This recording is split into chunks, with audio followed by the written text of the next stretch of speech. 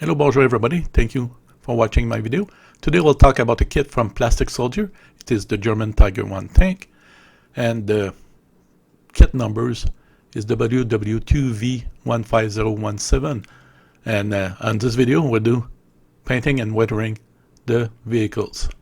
So first I start with dark yellow, and I just apply all over all those vehicles, and dark yellow, that will be my base coat of for this vehicle.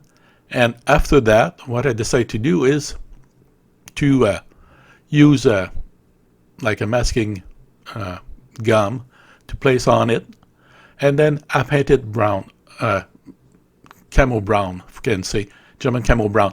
It is a bit of a mistake. I should have started with the PANZER olive and then the camo brown, because when I tried to apply the PANZER olive over the camo brown, it did not really work well.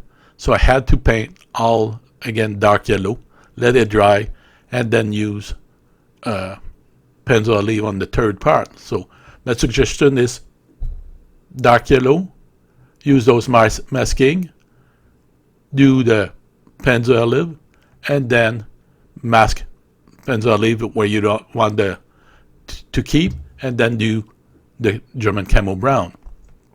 After that, I used to do masking the gun, and then for the tricolor, I decided just to paint it and then use a paintbrush and paint the gun and by itself. And I find it way easier to deal with that way.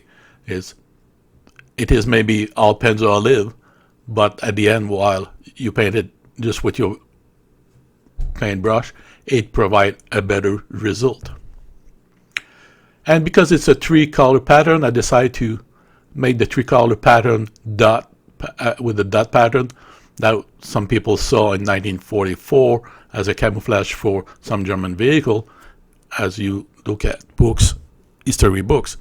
So to complete the ambush pattern, I use a cocktail stick, and I just start to, with the point, just put the dark yellow in all the dark German PANZER olive or German camo brown with the dark yellow. After that, I use the other side of that cocktail stick, and I start to apply it, the German camo brown, over the dark yellow. And you do that the way you like, if you want just few of them or more of it. But I think it's just to find what you like and what you think it would be appropriate to complete your vehicle. As you can see, when it is all completed, it looked pretty good for the ambush pattern from the German army during the Second World War. When that was done, I started to do the track, and I used for that as dark iron from Tamiya, and I just applied it all over it. I will not show you the entire process, but from there, then after that I use light rust to apply at some part of it, and I finish with using just natural steel on the track to show like there's no rust, but because it's in contact with the ground and in the movement of the tank, there's absolutely no paint left or colored left, paint left on the track, and it's all just steel colored. When that was done and dry, it's time to go on the fine details of the vehicle. And for that, what I mean is all the tools and cable, etc., that you find on the vehicle. So I use Vallejo old wood for the tools that have part of wood on it, and then I use German gunmetal gray for all the tools and the tow cable, etc., on the vehicle. And as you can see, when it would be done, the result is pretty good too. You can see it start to take shape and look pretty good. Just before I apply, I start weathering. One thing to do is install the decals. I installed the decals. I will not show you all the process of installing the decals. I made a video just for that a few weeks prior to this video. And after the decals are installed, I use a matte varnish to seal the decals on the vehicle. As you can see the cross on this side, because of the tow cable, I cut the decals in two so it make it easy to apply the decals, look good, and it still look like the decal was applied and the tow cable is on top of it, so it looked perfectly.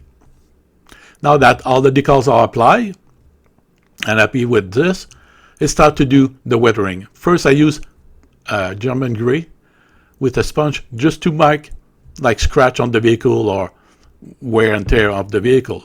Also after that I use dark yellow to do the same on the PANZER olive and on the German camo brown. The reason for that, and I apply a bit more than the German gray, is because it's those two colors were added by the unit at the front line. It means the paint might not be as solid, or the adhesive of the paint on the vehicle might not be as well, and it starts to wear easier than the dark yellow, so the dark yellow underneath appear on the vehicle. And then I wash the vehicle completely, let it dry, and I use oil paint to do the last two process. First process was to do like the suit on the point of the gun, also where the exhaust system is, and on the vehicle, because the exhaust system will make black fume, if you can see, and deposit soot on the vehicle. So that's what I was trying to achieve. When that is done, I use oil paint again to do a dust effect on the entire vehicle, just to apply with the brush and just make it like it is uniform all over the vehicle, so it's not like you can see the brush on it. So the way I use the brush is I spin the brush or just brush toward the bottom of the vehicle like it deposit, but vertical instead of horizontal. So if there's mark of the brush, it's more a vertical brush than horizontal brush to complete the effect of the dust on the entire vehicle. But because it is